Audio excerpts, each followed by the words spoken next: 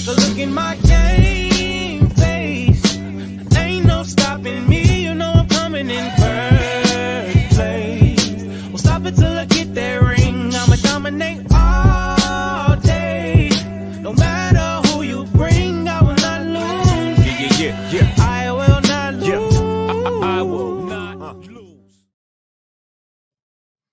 Yo, what up? It's your boy JJ Stone, aka Black Gritty, and I'm just bored after watching the Eagles win a game that I'm actually happy about.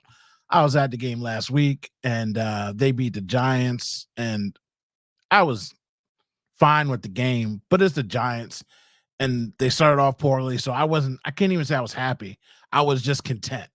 I was content with them having back-to-back wins against two really bad teams, but this whole week, I just had to deal with Joe Burrow is so much better than Jalen Hurts, and I'm not an OG Wade Hurts defender till I die, but I mean, I see what the guy does right and what he does wrong. And again, being a quarterback here in Philadelphia, everybody who thinks you want to get somebody else in here, it's a hard place to play. So watching Jalen, do what he does and then be compared to someone directly as Joe Burrow, it's like I feel like they're the same dude. One just looks better than the other, and that's just how I feel about it.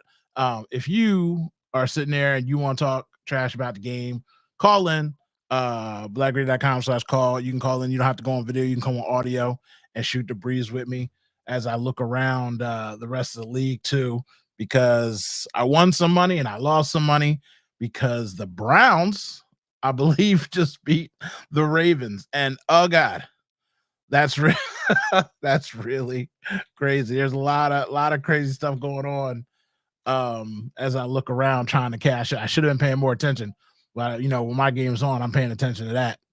And yeah. So Washington and the Bears are on right now, but nobody cares about that. I mean, everybody cares about that. But oh God, the Browns beat Baltimore, and Baltimore has been balling. I took Detroit plus 14. I could have took them plus 20. They beat Tennessee 52-14. That was some nice money that I took. I bumped it up to 14.5 points because I just knew they was going to roll on them. Knew it.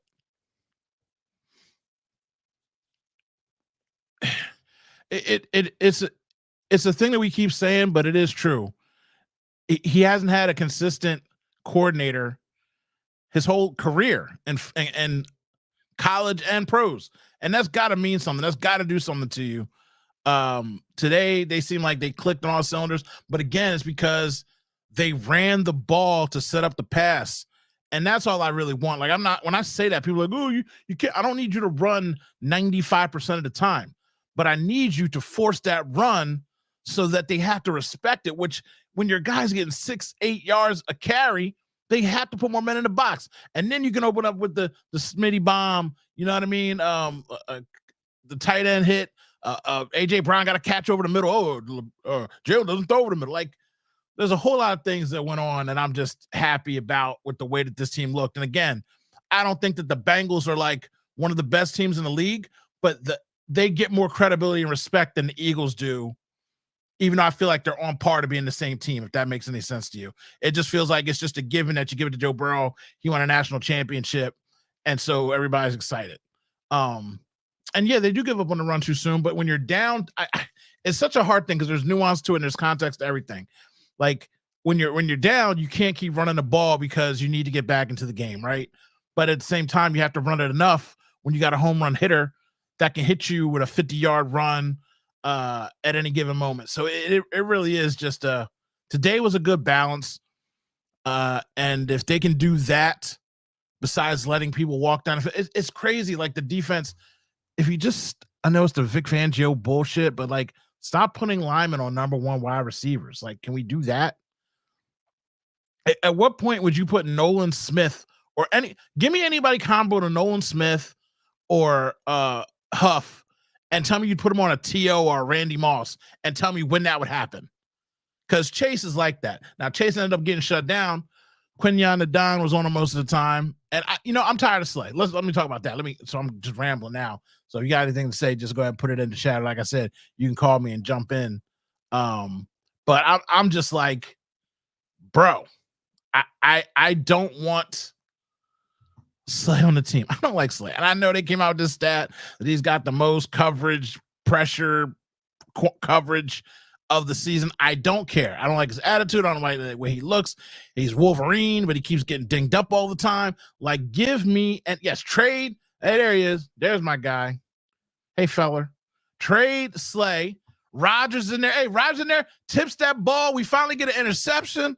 Then we got a fumble. Oh man, when it rains, it pours. It just today felt good against a Joe Burrow-led team. And if you want to have a prototypical quarterback and you want to win in this league, you got to have a Joe Burrow. If you don't have a Joe Burrow, you don't have shit. Jalen Hurts could never be a Joe Burrow. Well, they both went to Super Bowls and lost. I don't know what more you want me to give you than that. They both look good in different ways. But today, Jalen went over there and was the first quarterback to beat the Bengals in Cincinnati. And by grace of the Lord Jiminy Christmas, Nick Sirianni also is the first head coach to win a game too. Is Slay good for experience? I feel like he's the kind of guy that's teaching these kids, hey, don't go in there and make that tackle, kid. You know what I mean? You got to save your body. You know, don't, these guys are out there hitting hard and Slay's out there making business decisions, getting nickeled and dime and nicked up every time he tries to tackle somebody. And I'll admit that it's a lot of his demeanor and off the field stuff. I'm a jokey, fun guy personally, but I don't like it that much in my shows. Hey, look at that. I got a caller, feller. What's happening, feller? What's happening, brother? How you doing? I'm good. I missed you. Where you been at? I've been sitting on this couch watching these birds go crazy today. Well, they went crazy today. Today was a good day. You tell my godson that he can have whatever he wants, and you got to pay for it. Well, he knows that Christmas is around the corner, and he's been looking online, and he's been like, "Hey, Dad, what about this? Hey, Dad, what about that?" And I said, "Man, just make a list. Is all I know. Hey, I can't keep up with all of it." Yeah, it can't keep. Well, surprising with a Quinyon Mitchell jersey, because that jersey is gonna last forever. That jersey is gonna last forever. That's rookie of the year type stuff right there. And like I said, somebody just said totally agree on Slay. I'm just out on Slay, brother. I saw you said trade him. We should trade him. I think you look at an AFC team that has secondary deficiency, and if you could get a fifth conditional fourth for him, take it, because we gave up a third and a fifth for him. He's not going to be here next year. If you can, like I said, if you can get a fifth conditional fourth, I'd take it right now, because Isaiah Rodgers, Keely Ringo, Cooper DeJean, Quinyon Mitchell, those guys, they can do what Darius does. Yeah, they can. And not only can they do it, they've been doing it. And they're out there hitting. And Cooper DeJean, you know what I mean? I like my song, Cooper DeJean is not a corner. He's just a safety. But he's out there hitting people. He's out there in coverage. He's doing what he's supposed to do. All these young dudes, they look serviceable when they're in the right positions. The thing about Cooper, one play that he made that I really liked, and our boys James and Elliott hit on it with the Go Birds show, he made a tackle in the red zone. Now, granted, they still wound up scoring. They ran it in for a touchdown later. But he made a tackle. He kind of overran it because the receiver kind of ducked down, but he grabbed hold of him, and he did not let that cat go, and he pulled him down, stopped him. It was short of a first down, and most guys, that's going to be a touchdown with the way that receiver ducked down under him, but he held on, and he took him down. He took a sharp angle on it, and he showed that old man strength. Yeah. He showed that hand strength because he got in the cat and just yanked him down. And I thought he was going to blow that tackle. Yeah, I thought he overran it, and he was just going to duck under him, but no, man, he grabbed hold, and he wouldn't turn him loose, man. I'm so happy with the picks of Mitchell and DeJean, because I wanted DeJean the first. I didn't know a whole lot about Mitchell. I've said that. I don't watch Toledo football, but I watch Big Ten football. I watch SEC. I watch Pac-10 or whatever it used to be. You know, I watched a lot of those guys. But, man, watching Cooper DeJean at Iowa, I knew that kid was going to be good. And I'm telling you right now, man, the payoff on him is going to be tremendous in the long run. Between him and Quinyon, it's going to be amazing. Yeah. And so Mark Kennedy, what's up, Mark? Mark said Paxton with Goddard. I'm done with Goddard too. He's always hurt. Yeah. He's always getting injured. You know, package them up together, get them both out of here. I'm totally fine with that. Stahl and Calcaterra, like their guys are just stepping up, and not only are they making catches, they're flashing more. Like when people say, "Oh, Goddard's not getting involved," these guys are flashing. Like when we're at the Giants, like I see that they're open, and I'm like, oh shoot, get them the ball. So if they're flashing and Goddard isn't, then what do you want me to do? Calcaterra wide open in the middle of the field twice today and had what is we call it, yak. He ran after, he had yardage after the catch, man. Looking good doing it. And he made a good block on one. I think wasn't it the deep ball he threw to Devontae? He sustained the block because that was the kind of knock on Calcaterra. He's not as good of a blocker. So, man, if they're getting him trained up, you know, I think this will probably be Goddard's last year. Isn't this a contract year for him or last year of his deal? So, I agree. I think if you can get, I'm telling you, man, if you get a fifth with a conditional fourth for Darius, I'd do it right now. I'm over him. I'm like you, man. The daggone, the attitude and going on the Micah Parsons podcast and stuff like that and dogging his teammate, laughing about it. I'm not about that, man. You know, if you want to dog a teammate in the locker room, just going back and forth jokingly, but you don't do it with a dadgum cowboy. That's my opinion. That's the bottom line of it again. And you know, it seems like nobody's like mad about it, and then it rolls off the back because everybody is doing social media now. Everybody's got a podcast, everybody's got a microphone, everybody's playing video games together and all that kind of stuff. But when I see highlights of Quinyon and he's going up against Mike Evans like, do you know who I am? Google me. He's like, I don't care who you are, bro. And he goes over to Slay. He's like, you better get this young boy. He's like, he a different one. He can't, you know what I mean? And then Max is out there like, are you still playing video games? Can I log on and play Fortnite with you? And Quinion's like, bitch, get on the other side of the field because you ain't getting nothing over here. And that's what I want. I want that guy. And I didn't know about Mitchell either, but what got me is when Saban said that he tried to get him to come and play for him and he turned him down. And from that point on, I was like, all right, well, just show me all the tape in the world, because if you were at Toledo, and one thing Saban knows is defensive backs. Yep. Like I know that Saban's won millions of championships, all that kind of stuff, but his background is defensive mind and defensive backs specifically. That's where he made his bones at. So real quick on that was something else I was going to mention. Alabama went after him strong. I'm pretty sure LSU went after him strong, and there was another team. I'm not sure if it was another SEC team or maybe Florida State. They all went after him strong in the portal, offered him, I think Alabama offered him upwards of $500,000 for a college kid, man. I mean, he knew he had life-changing money in the future, but like $500,000 and then showing the like loyalty to his team and his coach and everything by like, no, man, I'm sorry, I'm going to stay here. You got to respect that in that kid, man. You have to. Yeah, I totally do. And it's just, like I said, that got me wrapped about. I'm like, I'm on this kid's side. I don't know him. I don't know much about him. I know it's a small school, but then when you hear everything coming out of camp, and like I said, when you just saw him from the first game with the Packers, like people were telling me like, oh, you're trying to put him in the Hall of Fame. I'm like, bro, I'm not putting him in the Hall of Fame. I'm just saying again, he flashed on the screen with coverage, and we've had such poor coverage that when you see great coverage, you know the difference. It's just like when big play Slay was big play. He was flashing all over the place. Yep. Because he was making big plays. You could see the potential. Quinyon Mitchell got more missed interceptions than anybody I've ever seen in my life in the first 7 games of football. He have 7 picks right now, dude. Yeah. Every week he's got his hands on the ball. Like he needs to go out there and date a jug machine. That's what he needs to do because he is so close every dang gum week. But as soon as Slay gets out of there, Rodgers tips up that ball to CJ and we get a pick. Yeah. I mean, it was insane at the play that he made on it, and CJ's just right there for the opportunity. And like you said, man, I don't know what happened with Darius, why he went out. I refuse to call him Slay. I'm sorry, I don't.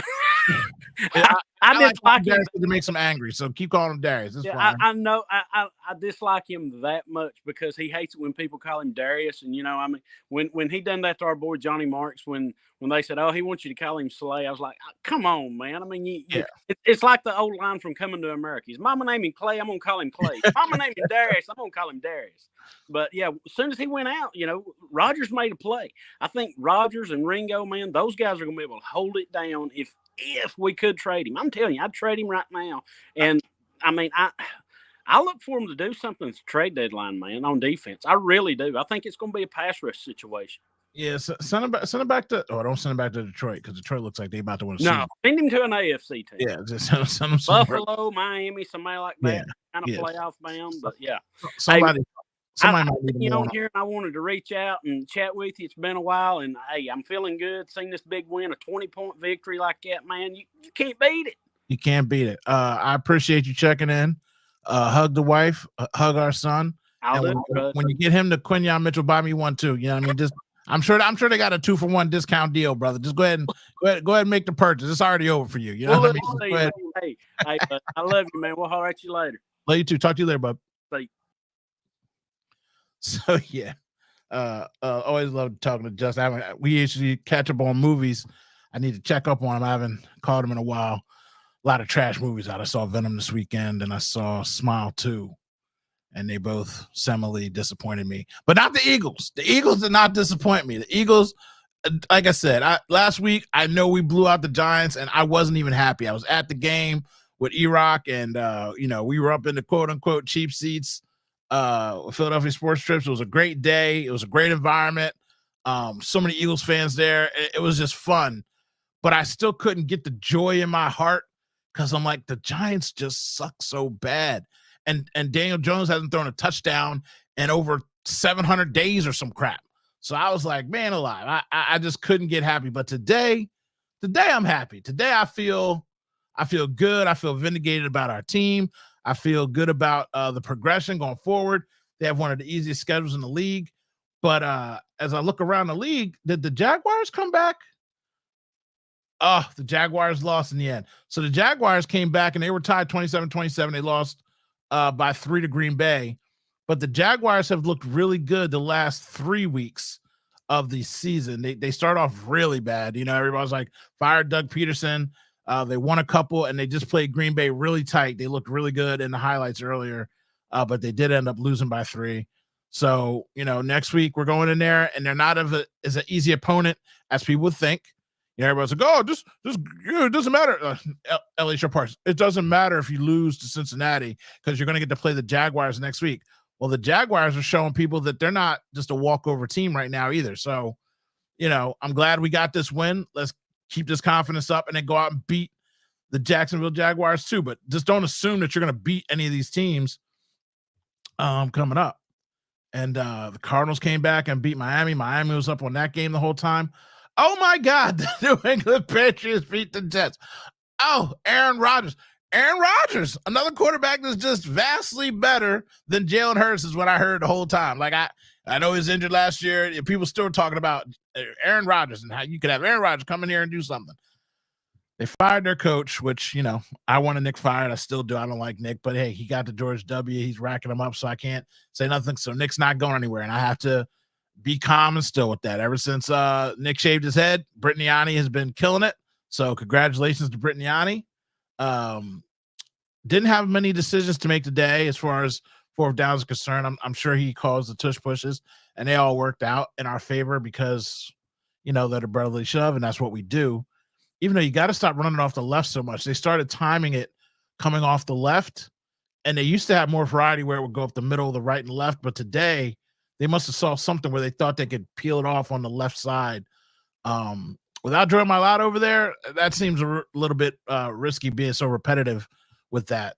And yeah.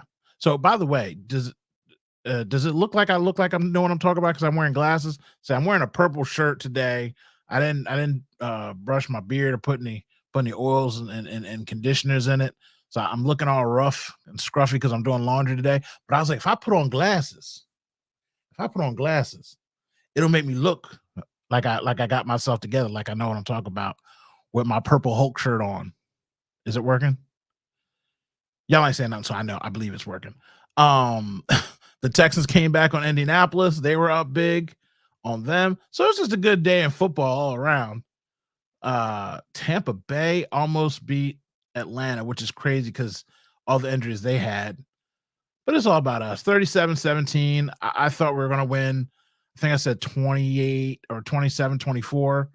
But either way, however you looked at it, Jalen Hurts, 3 touchdowns on the ground, 1 through the air. I think that was the longest touchdown throw he's had in his career, 59 yards in the air. And everyone's like, oh, it's good to see him.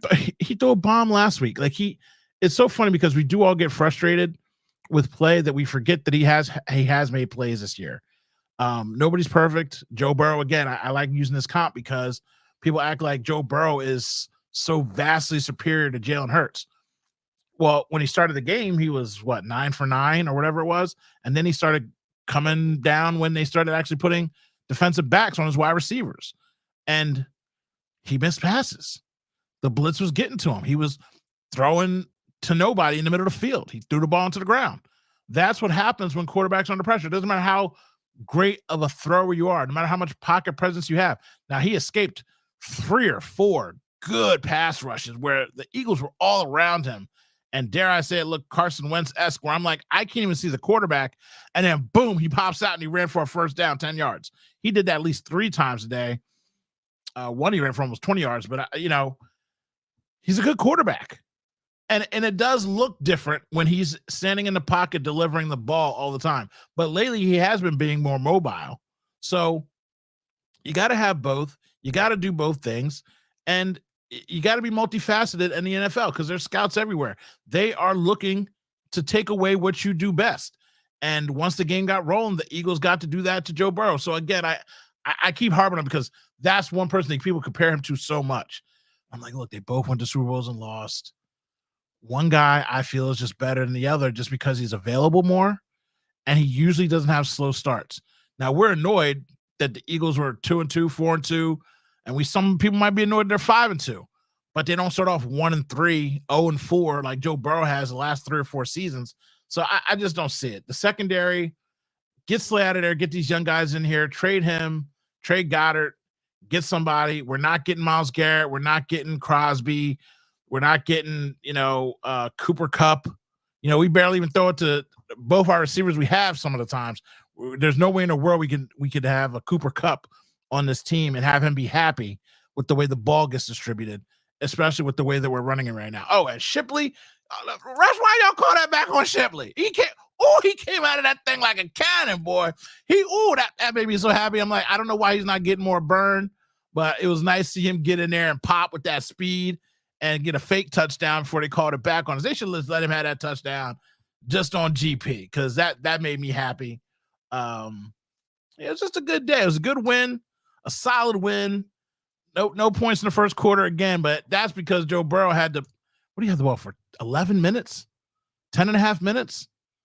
Like, that was insane. Like, if you just turn the game off in the first quarter, which I know a lot of people did, I was getting text messages, fuck the Eagles, like, I don't care, I'm done with this team. You see all the tweets. And I was like, well, we don't score in the first quarter anyway, so it doesn't matter if they had the ball the whole first quarter. We wasn't going to do nothing with it anyway. So I guess Jalen got the ball with like a minute and a half left, and then they got the field goal right after when second quarter started. So just to keep the meme going. At this point, I feel like they're doing it on purpose. But yeah, go Birds. They won. If you want to hop in and say something to me, I'm right here for you. Let's see where the Commanders. Oh, KC's down by 3. See, I like that. Today's one of those days where a divisional game, I can see Kansas City losing. I need them to lose. I don't want to hear about them going undefeated. I don't want to deal with them being undefeated. I don't watch Kansas City games anymore because 5 out of the 6 games, there have been late game calls that are basically just cheating for them, giving them another opportunity, giving them points. And it's just disgusting to watch. And I get it. The Taylor Swift effect is in, but I just don't want to see it at all. Washington is currently up 6-0 on Chicago. And let's see if Chase Daniels is playing. I know that they had the video up of him and his ribbies. It's all about catching people at the right time, right? If we would have got the Browns with Jameis Winston, that offense looked exceptionally better today than it did with Deshaun Watson. And it's just crazy that he has guaranteed money, so you couldn't do anything with him besides let him play. You know what I mean? There's nothing you can do about that. Oh, Caleb Williams is 1 for 5, 17 yards. Yikes. Daniels is 5 of 11, 99 yards. So I would be happy if the Bears won that and let them all fight it out to get into the playoffs. The Bears, Minnesota, and Green Bay are just, and the Lions. Man, that whole division. 3 to 4 that division, they're like the NFC when we're on point. that division is cannibalizing itself with wins, and a lot of them haven't even played divisional games yet. They always like to push those divisional games towards the back half of the season. So, whew, the Eagles have to keep pace with the Commanders in wins. So I really would like the Bears to come through and steal this game from them just while we have momentum and racking up wins before we start to plan our divisional games, because that whole division can potentially get into the playoffs. Obviously, again, they're going to cannibalize themselves, but if they get splits in certain things, certain ways, we're going to have a hard time making it. So that's the only other game that I'm semi-interested in to watch. I'm going to probably go get into that. So the show is on Tuesday night at 9 and Wednesday night at 7. I'm on PHLY. So Tuesday night it'll be me and Jason and JP from the Anthony Gargano show and PHLY, and then Wednesday it'll be E-Rock and Ashworth and I talking about this game and the Birds. Gonna go check out the Flyers. I know the Sixers are playing right now. Who cares? Nobody's playing for the Sixers, so we don't care about the Sixers until the Sixers care about the Sixers. That's how I feel about that. And have a great day, everybody. Go Birds! Like I said, this is the first time this year I've been happy about the Eagles, and that's really a weird feeling for it to be this late, because we have won 5 games, but every time we win a game, we've looked so bad doing it, even dating back to last year where you just win by 2 points, win by 3 points, win late in overtime, and you just feel like a win is a win. This week and last week, it was more than a win is a win, and I'm happy that we did that and that we have that going forward, and let it carry us into the Jags next week. Go Birds!